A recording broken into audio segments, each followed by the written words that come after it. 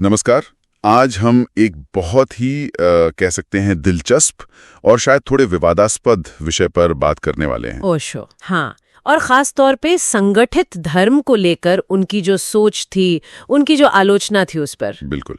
हमारे पास एक लेख के कुछ अंश हैं, ओशो, धर्म और विद्रोह की कहानी। तो कोशिश करेंगे समझने की कि क्यों ओशो पारंपरिक धार्मिक ढांचों के इतने खिलाफ थे और उनकी नजर में फिर असली रास्ता क्या था आध्यात्मिकता का। हाँ, ओशो नाम सुनते ही एक जिज्ञासा तो होती है। चंद्रमोहन जैन से विश्व गुरु बनने तक का सफर। बिल्कुल, और एक ऐसा सफर जिसने स्थापित मान्यताओं को सीधी सीधी चुनौती दी। उनका मानना था कि धर्म, जो असल में मुक्ति का रास्ता होना चाहिए, हाँ, वो अक्सर डर, पाखंड और बंधनों का एक जरिया बन गया है। ये बात सोचने वाली है, मुक्ति का वादा और असलियत बंधन की। तो ये सोच शुरू कहाँ से हुई? क्या बचपन से ही ऐसा कुछ था? हाँ बिल्कुल, ऐसा लगता है। मध्य प्रदेश के कुचवाड़ा गांव में उनका जन्म हुआ, चंद्रमोहन जैन। और बचपन से ही वो बहुत जिज्ञासु थे, मतलब चीजों को सिर्फ मान नहीं लेते थे। अच्छा, गहराई में जाना चाहते थे।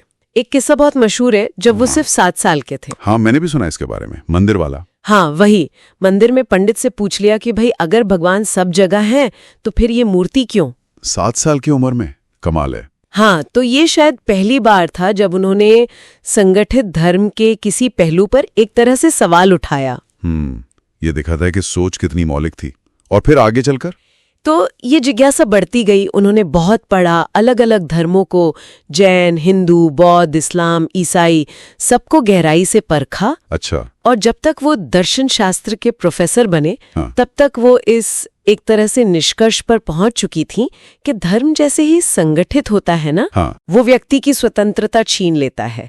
वो नियमों में, एक अनजाने डर में जकड़ देता है, मुक्ति नहीं देता। और ये सिर्फ उनके दिमागी विचार नहीं थे, उन्होंने बोला भी खुलकर, वो जबलपुर सभा वाला किस्सा। हाँ बिल्कुल, वहां उन्होंने साफ कहा कि असली धर्म तो भीतर की शांति है, ये बाहर की पूजा पाठ तो बस भटकाव है। और जाहिर है इस पर काफी हंगामा हुआ होगा। हाँ, हंगामा हुआ। तो उनके विरोध का आधार क्या था? पहली बात तो ये कि धर्म अक्सर डर पर टिका होता है। स्वर्ग नरक का डर, पाप पुण्य का डर। इस डर से लोगों को कंट्रोल किया जाता है। ओशो ने कहा भी कि धर्म तुम्हें डराता है ताकि तुम अपने मन की आवाज दबा दो। ये तो बहुत सीधी और तीखी बात है। और दूसरा मुद्दा शायद पाखंड का था। बिल्कुल, पाखंड और सत्ता। उन्होंने उंगली उठाई कि कैसे धार्मिक नेता मंच से तो बड़ी बड़ी नैतिक बातें करते हैं, हाँ, लेकिन असल में खुद सत्ता और पैसे के पीछे भागते हैं। पुणे आश्रम में भी उन्होंने ये बात कही कि ये पंडित, मौलवी, पादरी, ये भगवान के नाम पर लोगों को बांधते हैं। तो डर, पाखंड और इसके जरिए नियंत्रण। और तीसरा पहलू क्या था? स्वतंत्रता। हाँ, स्वतंत्रता का दमन। देखिए, संगठित धर्म अक्सर आपको बने बनाए रास्ते देता है, नियम देता है। आपकी व्यक्तिगत खोज, आपके अपने अनुभव को वो शक की नजर से देखता है। अच्छा। जबकि ओशो का सारा जोर इसी पर था कि सत्य कोई बाहर से नहीं बताएगा, वो तो अंदर अनुभव करने की चीज है। उनका एक कथन है, तुम्हारा भीतर का प्रकाश ही तुम्हारा गुरु है। तो ये तो ही आलोचना की बात, लेकिन ओशो ने सिर्फ आलोचना तो नहीं की होगी, कोई विकल्प भी तो दिया होगा। हाँ बिल्कुल, उनका पूरा जोर, उनका मुख्य प्रस्ताव था ध्यान, मेडिटेशन। ध्यान? हाँ, आत्म जागरूकता, अपने भीतर उतरना, बिना किसी पुजारी या किताब के सीधे अपने सच को जानना। उनके लिए यही धर्म का असली सार था, कर्मकांड नहीं। और शायद इसी विचार पर पुणे का आश्रम आधारित था, जो 70 दशक में काफी चर्चा में आया। हाँ बिल्कुल, वो दुनिया भर के लोगों के लिए एक आकर्षण का केंद्र बन गया।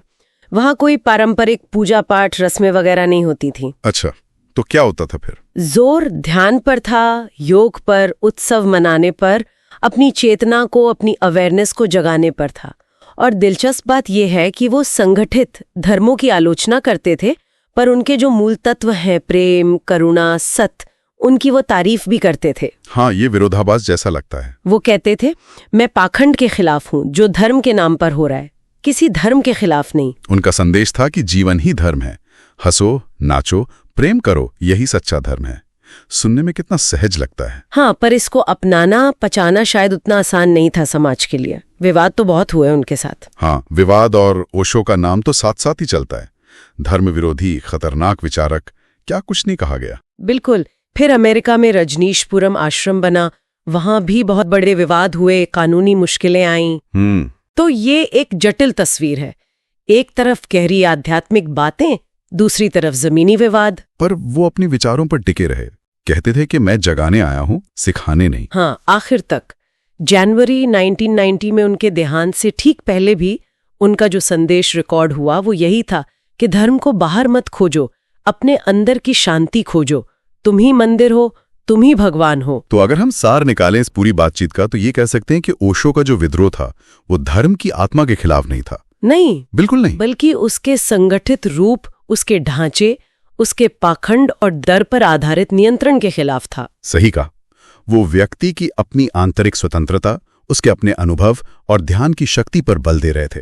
वो चाहते थे कि लोग इन बाहरी दीवारों को तोड़कर अपनी अंदर की यात्रा करें। और ये हमें एक बहुत महत्वपूर्ण सवाल पर लाकर छोड़ देता है, शायद हमारे सुनने वालों के लिए सोचने को। हाँ, कि आज के समय में क्या संगठित धर्म वाकई हमारी व्यक्तिगत आध्यात्मिक खोज में मदद करता है, या फिर जैसा ओशो का मानना था, ये अक्सर एक बाधा बन जाता है। इस पर विचार करना जरूरी है।